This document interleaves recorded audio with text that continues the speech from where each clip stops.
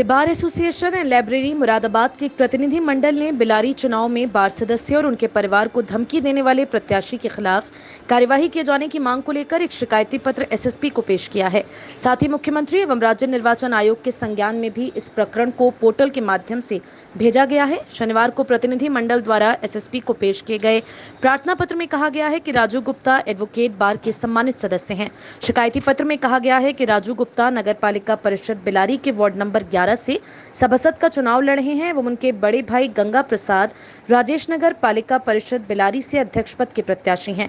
आरोप है कि उनके बड़े भाई गंगा प्रसाद राजेश के नामांकन पर प्रदीप चौधरी के द्वारा गत 18 अप्रैल को आपत्ति लगाई गई थी, जो कि रिटर्निंग ऑफिसर उपजिलाधिकारी बिलारी के न्यायालय द्वारा निरस्त कर दी गई। प्रार्थना पत्र में कहा गया है कि दोनों भाई चुनाव आयोग की गाइडलाइन के निर्देशानुसार अपने चुनाव का प्रचार प्रसार कर रहे हैं। आरोप है कि गत 28 अप्रैल को मोटरसाइकिल पर सवार दो नकाबपोश व्यक्तियों ने उन्हें रोका और कनपटी पर देसी पिस्तौल सटाकर धमकी दी कि तुम दोनों भाई ऋषिपाल चौधरी की पत्नी के खिलाफ चेयरमैनी के लिए अपने चुनाव प्रचार प्रसार कर रहे हो। यदि चुनाव प्रचार बंद नहीं किया तो जान से हाथ धो बैठोगे। एसएसपी से दोनों भाइयों ने अपनी जान का खतरा बताते हुए सुरक्षा की गुहार लगाई है ताकि निडर होकर चुनाव लड़ा जा सके, क्योंकि धमकी देने वाले लोग दबंग किस्म के हैं और इनका आपराधिक रिकॉर्ड भी है। प्रार्थना पत्र के विषय में जानकारी देते हुए राजू गुप्ता एडवोकेट ने बताया, मेरा नाम राजू गुप्ता एडवोकेट है और मैं बार एसोसिएशन एंड लाइब्रेरी मुरादाबाद का सदस्य हूँ और बिलारी तहसील बिलारी का रहने वाला हूँ।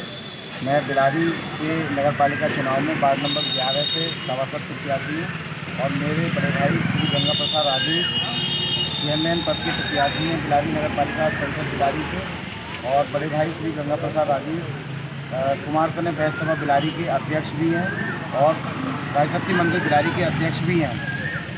और पहले तो दिनांक 18/4/2022 को श्री प्रदीप चौधरी जी के द्वारा बड़े भाई श्री गंगा प्रसाद राजेश जी के पर्चे पर आपत्ति लगाई गई, जिस पर जो है वो हमें अपना जवाब देने के लिए मौका जिलाधिकारी महोदय और रिटर्निंग अधिकारी द्वारा दिया गया, जिस पर हमने अपने आपत्ति का जवाब और नए शपथ पत्र जो है दाखिल किया, जिस पर हमारा पर्चा जो है वो बहाल हुआ और आपत्ति जो है निरस्त कर दी गई।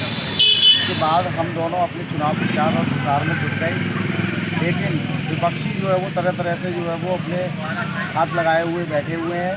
कल 28/4/2023 की रात को हम दोनों भाई अपने भतीजे श्री विशेष गुप्ता की रिंग सेरेमनी में मुरादाबाद रोड भाईजी रिसोर्ट पर गए हुए थे। वहाँ से घर अपने होम बिहार कॉलोनी लौट रहे थे।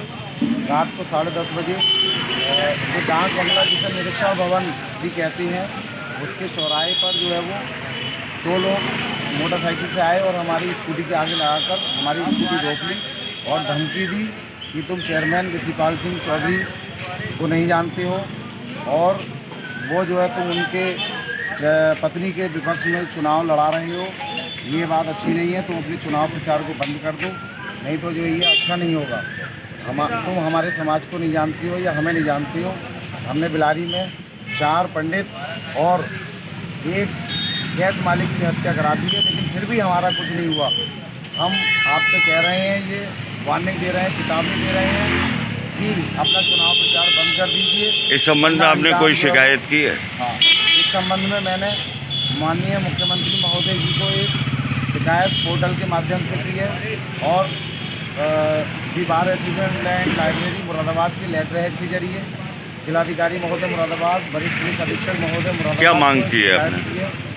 ये मांग की गई है मेरे द्वारा कि ऐसे लोगों के विरुद्ध रिपोर्ट दर्ज कर कड़ी से कड़ी कानूनी कार्रवाई करने की कृपा करें और मुझे व मेरे भाई को सुरक्षा प्रदान करने की कृपा करें, जिससे हम दोनों भाई निडर होकर अपने चुनाव प्रचार और प्रसार को कर सकें। आप किसी राजनीतिक दल से चुनाव मैदान में या निर्दलीय प्रत्याशी थे?